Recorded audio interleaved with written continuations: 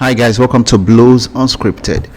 In this video, we're going to be talking about the 4 things I learned from Chelsea's 4-3 win over Brighton Hove and Albion. That match was very, very exciting. It had that Premier League feel to it, red cards, players flying in, and penalties, and a 7-goal thriller. So if you missed it, there's a way you can actually watch. Go ahead and watch if you're just a football fan, if you're actually neutral. All right, let's get into this. Number one thing that I learned from this game is Nicholas Jackson might be the guy, the striker we've been looking for, the Didier Drogba we've been looking for, the Diego Costa we've been looking for. It might be the guy. I know a lot of you are fully concentrating on Christopher Nkunku. I'm thinking he needs to be moved maybe to the left or right wing.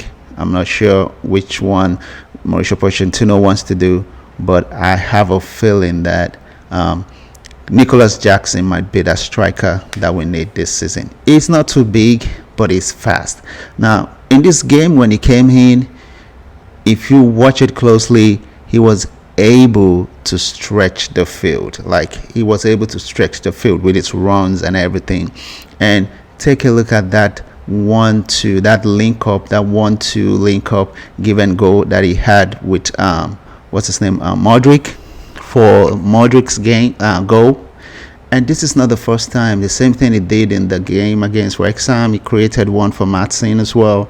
So his link up is just exceptional, and he runs into space. He had an interview with the Peacock team, the NBCSN team, and he told Cucurella that whenever he sees him running into space, he should just play that ball into space, and that's what Cucurella did for his goal. Came in, played the ball to him, and he ran into space and he beat the goalkeeper. So he's really, really good. And think 4 assists and 1 goal in 90 minutes or less. He has not played a full game for us, like the 90-minute game. But if you had the one he had with Wrexham and what he did right now for today's game, he's really good. 4 goals and 1 assist. He was the man of the match. He had a man of the match performance in less than 90 minutes in this game. And I'm blowing this game up because, I'm being excited because it's Brighton and Hove. They finished above us. We're trying to get Caicedo from them. This is another Premier League team, right?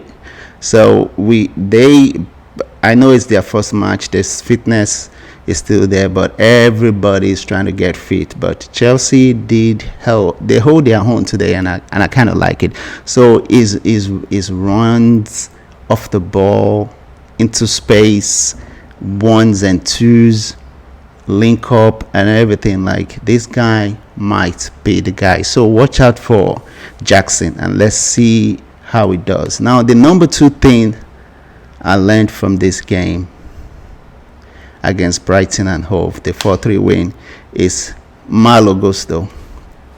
Malo Gusto might hedge Reece James out. I have a feeling if the season starts and Reece James gets injured, maybe in the 5th game or the 6th game or any kind of injury, if Malo Gusto gets into the first team, Reece James might not see that position again. He might have to play another game, another position for him to actually get into Chelsea's 11. I'm not saying Malo Gusto is better than Reece James, but these 2 friendlies we've had, he's been exceptional. And when you look at his game when he was in France, he was exceptional too. He had to deal with Mbappe, right? Kylian Mbappe, right? And he did well. So his game today against Mitoma, you guys know how Mitoma was exceptional last season. Even when he played against Manchester City, it was just too good. Mitoma it was just very, very good. But in this game against Malo Gusto put him in his pocket. Like, he made sure he was not beaten. He was always there attacking him. The one-on-one defense, Mitoma would have to move pass the ball back to his player or cross. He was not trying to beat Malo Gusto because Malo Gusto was faster, was stronger, was there performing his defensive role. And again, not only was he defending, he was also running down the right wing with the ball. Like, he was also, doing well with that, crossing, beating players. So Malo Gusto was one good thing I learned today in the game. Now the third thing I learned from this Chelsea win against Brighton and Hove is Chilwell. So it was Chilwell versus Solly match for Brighton and Hove, and Chilwell held his own very well. His one-on-one defending was good. At times, Solly match had to, foul Chilwell because he was just darting to the front, and Chilwell was always moving, running with the ball to the final third. He was always like going in there, and Chilwell at times I feel like he should be a striker.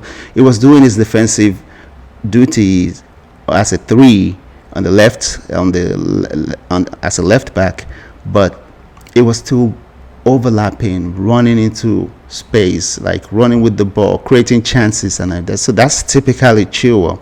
The thing is, last season it started that way, and then he got injured. We lost him. So hopefully this time around he stays healthy and he does what Chilwell does. But he had solid match in his pocket today, and he was doing his defensive duty and also creating chances, running into the left wing, overlapping, doing everything he can to do well. So he's really back, and I pray he stays healthy all through the season. Now, my number 4 thing that I learned from this game is Levi Colwill.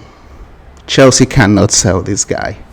We really cannot sell Levi Colwill. Although it cost a penalty that gave Pedro, it cost a penalty by fouling Pedro in the 18-yard box, and Pedro scored. No, that can be forgiven. But Levi Colwill is the real deal. In the first half, Chelsea lined up in a 4-2-3-1 formation, and it was Silva and Colwill. Go watch that game. Colwill is not looking to pass easy passes to Silva. No, he was looking to link up with Gallagher, Santos. He was looking to link up with Matteson. Like, I love the way it passes. Like, it's a forward pass that is always giving. It's not looking to do give it back to Silva. Silva doesn't know what to do with it. Give it back to Colwill. No, Colwill was there as a central back, as a left central back. He was passing the ball to Chilwell. He was just looking for those forward passes that makes your team attack. No, those passes that break the press from the other team. That's what he was doing, and he did it exceptionally well. So I forgive the penalty. It happens. We're gonna have to work on that because he did the same thing during the under-21 World Cup that England won. The penalty that the goalkeeper saved, but it's part of the game for defenders. He did well. I was even more scared that he injured himself, but good thing is he's good. So we can't sell him, and I think his pairing with Silva will be good, except if Chelsea goes to the markets and find another younger central defender. But it looks like it's going to be Colwill and Silva that will take us through the season. So we can't sell Colwill. It was exceptional today, very independent. He was not looking for easy passes at all to Silva or anybody else. He was just looking for forward passes. That's it. But apart from the penalty he had, this guy was totally exceptional. It was totally exceptional. Guys, if you like this game today that we played against Brighton and Hove, go ahead and hit the like button.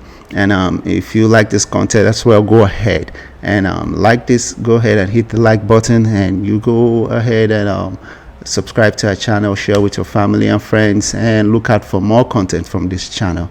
All right, guys, thank you for watching. I'll catch you guys in another video. Let's keep the blue flag flying. Come on, you Chelsea.